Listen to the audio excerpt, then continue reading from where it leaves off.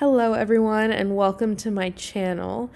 Today we're going to be going through some of my thought processes for the 2024 plan year. I haven't fully thought all this through, but I did put together a spreadsheet and figured it was time to kind of give a financial update on where I see myself going for next year. So you'll see here I have option A outlined. This is my current scenario. I'm going to be going through all of my current real numbers, what my income expenses are, how much I'm putting towards investing, and so on. And then down here I've got option B. This is going to be very similar layout, but essentially going through a scenario if I rented out my condo and decided to work part-time instead of maintaining a full-time position with where I'm at right now. So we'll just be walking through some of these. I'm super curious to hear your guys' thoughts. Feel free to leave a comment in the section below if you guys have any questions or thoughts on this scenario. It's very much still a work in progress. But I'll go ahead and start on the right side here, actually just looking at my income. I do have all of these sections blocked out just to protect my employer, but my total gross monthly income is about $9,518. You'll see yearly that translates to just over $114,000. And then I also have this area over here for all of my expenses and this area down here which covers all of my investing. So just going through the expense categories. So on a monthly basis, just my property mortgage and interest is $2,898. So you'll see just under 35 grand a year going towards just the mortgage and interest. Then we have taxes on my income at $2,477. So just under 30 grand a year going towards taxes on or my earned income. Then additionally, we have property taxes and insurance here. This is another $733. So you'll see, or I'm sorry, it's actually $773. So just under 10 grand, which I don't know if it's this expensive where you live, but I think it's a little bit ridiculous. I live in a 2-bedroom condo in California, and almost 10 grand a year for property taxes and insurance seems high. My insurance is only about $100 a month, so this is mainly made up of those property taxes, but I'd be curious to know if they're that expensive wherever you are. Then on top of that, we've got my HOA as well at $519. And then, of course, utilities to run the household, so internet, gas, water, and electricity. That comes out to usually about $380 a month. So you'll see here, excluding the taxes, I'm so curious, on a yearly basis, just my housing costs are almost $55,000 a year. So that's definitely led into a huge reason I'm thinking about renting out my condo and just working part-time. I'm getting pretty annoyed of working full-time to mainly just go towards paying for my housing, especially because I'm really just in a 1-bedroom. So if I can kind of travel more and reduce my housing expenses, I think that would be really helpful. Then we have the other categories here. I'm a pretty frugal person when it comes to all this other stuff. I don't eat out a lot. So the total for food really just comes down to about $375 a month. Then we have transportation and travel. So my car is actually paid off, and my insurance falls under my car insurance falls under my company. So I'm really just paying for gas or plane tickets when I am traveling, whether it be locally or internationally to visit my friends and family. So this comes out to an average of about $300 a month. The nice thing about living where I live is everything is within a mile radius from work to grocery stores to the airport. So I really do not spend a lot of money per month on gas. Most of this is going towards like a sinking fund for all of my flights and everything throughout the years. Then we have a category for fun. So this is just $75 of like really random things that come up if friends want to go grab some tea or go do an activity like ice skating or bowling. That'll go under that fun category.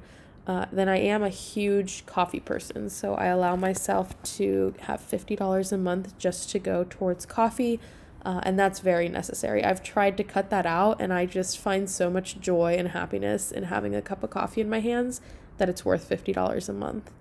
Then we have medical. So this gets pulled from my paycheck, but it's $28 a month. Luckily, most of this is covered by my employer. And then I do have a few subscriptions as well, which come out to $21 a month. So you'll see yearly my expenses are just under $95,000.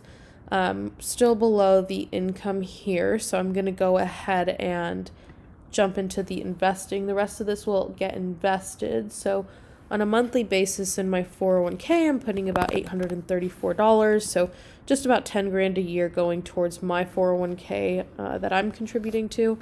And then we've got the Roth IRA. So the limit for this is increasing next year to $7,000.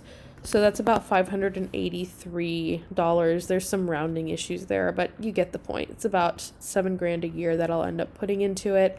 I actually typically try to max this out within the first quarter, and then I'll put all the extra money into my brokerage account. So my brokerage account is pretty light in the beginning of the year, and then it picks up later. But just to keep things simple, I went ahead and just split this up monthly. It's going to be the same amount over the course of the year, just the way I'm allocating it is going to be different. And then that leaves about $205 left over to go towards my brokerage account every month. So I'm still investing almost 20 grand a year.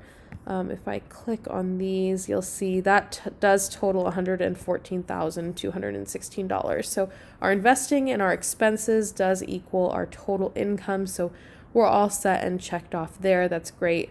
But this is really my current scenario now. And if I decide to just keep doing what I'm doing, this is kind of what my year is going to look like next year. And then on the other hand, we have this different scenario here, which is something I'm really considering, and I think I might even be leaning towards doing.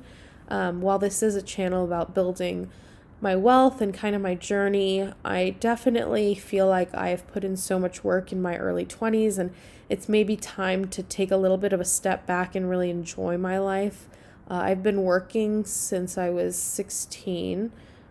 So it's kind of crazy. I actually logged into the Social Security website and noticed that I had all of my credits. So wasn't expecting that, but that was a pleasant surprise. But definitely ready for a break, or at least to go more part-time. So assuming a more part-time position, I went ahead and projected income if I'm doing part-time remote. And also if I decide to rent out my entire condo, so this amount is higher here. And then just my normal high yield savings interest as well. So this would drop my monthly income to just over $6,400, so almost $77,000 a year. So definitely a significant decrease from $114,000 to $77,000. But since it'll significantly reduce all of my housing expenses because I have this rent income. So it'll be doable essentially, is I think what I'm trying to say. But similar scenario here, so I'll go ahead and walk through all of this. Obviously my mortgage and interest is going to be the same, so that's going to remain at the $2,898. So again, just under $35,000 a year. My taxes though would go down significantly. So my taxes on my earned income I'm projecting would be about $400 a month. So just under 5 grand a year, a huge savings in taxes from 30 grand to 5 grand. So that's also a significant savings. And while I won't have as much money in my pocket, definitely not as big of an expense there either. So our tax system is interesting the way that it works. It almost de-incentivizes you from working harder, at least here in California. Then we have property taxes and insurance. Again, this is going to be the same at $773, so still under that 10 grand per year. HOA is going to be the same, $519. Although now that I'm thinking about it, this will probably get increased in the 2024 plan year. I haven't received any communications yet, but they typically do increase this amount annually, so I wouldn't be surprised to see it go up by like $50 or so. But we'll see. I'm just going to project based on my current income. I also am not projecting any raises or anything like that for my income, so I'm using 2023 statistics to plan out 2024, but I don't think it'll be that big of an adjustment once we actually get into the plan year. Then we have the utilities, so internet, gas, water, electric. If I do rent out my condo, I'll probably just cover like the gas and the water. So they'll have to cover internet and electricity. So that would bring down my utilities, but I'm still going to project that 380 just to be on the safe side in case there's other things that come up or they need repairs or something fixed. We're just going to go ahead and leave that 380 there. Yeah, I think I'm just comfortable with that. Then we have food, so that'll honestly probably go down, but we'll leave the 375. The places that I travel to are a lot cheaper when it comes to food, and I still have places to cook, so we'll go ahead and just put 375 there. Transportation and travel, we're gonna leave at 300 as well. If I am doing more traveling in 2024, it's likely going to be staying at places for a longer period of time. So the number of flights that I take in a year won't change by much. It'll just be where I'm actually spending my time. And I do have family in a bunch of places internationally. So luckily I am able to just stay with them and cook at their homes instead of having to, pay for hotels. That's a really expensive way to do it. So I'm really blessed that I have great relationships with family and I am able to do that. Then fun, this is also in line at $75. My coffee will still be at $50, might even go down, especially if I'm traveling internationally. And then medical, I left at $28. This is a big question mark though. I have no idea what I'm going to do. I'm going to try to make sure that this is still included with work, but we'll see. It's going to be an interesting year, and I have not had everything figured out yet, but that's okay. It's part of the journey and experience, and I'm really excited to change up my life. I know I've kind of expressed it before, but I've just been working full-time for so long, and I'm ready for a break, even if it's just a year of part-time work or just reduced work. I feel like my body needs it at this point. And then those subscriptions at $21. So you'll see here the expenses are pretty similar. Actually, just kidding. They are not very similar because of the tax liability. So expenses are going from just under $95,000 to just under $70,000. And a majority of that is definitely coming from the savings and the taxes there. So it's kind of crazy that that's the way it works, but it is what it is. So then we have investing as well. So obviously this will be lower as well. I will not be contributing to 401k likely, especially if it's not offered. And then we have Roth IRA contributions. Still going to try to max this out at $583. And then my brokerage account will just be $33 a month. And you'll see that these do total up to that $77,200.